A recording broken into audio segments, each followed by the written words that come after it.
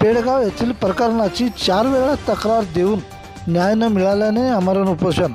वाशिम जिल्ह्यातील पेडगाव येथील अतिक्रमण जागेच्या संदर्भात अर्जदार संतोष रामदार डोफेकर राहणार पेडगाव तालुका मंगरुळपीर जिल्हा वाशिम यांनी दिलेल्या अर्जात पेडगाव येथे भाऊराव पानसरे यांच्या मालकीच्या जागेपेक्षा गावठाणामधील सरकारी जागेवर अनधिकृतपणे त्यांचे बांधकाम थांबवून ते न पाडल्यास व पेडगाव ग्रामपंचायतचे ग्रामविकास अधिकारी प्रमोद पिंपळकर यांच्यावर 7 दिवसात कारवाई न झाल्यास जिल्हाधिकारी कार्यालय येथे आमरण उपोषण.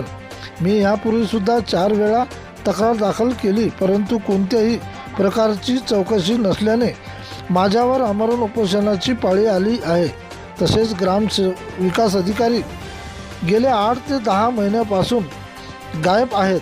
तसेच त्यांनी मला दिलेल्या पत्रानुसार जी कागदपत्रे पुरावा म्हणून दिले नाही आहेत ती सुद्धा कोणीच कारवाई केली नसल्याने फक्त न्यायासाठी आमरण उपोषणाला बसलो आहे.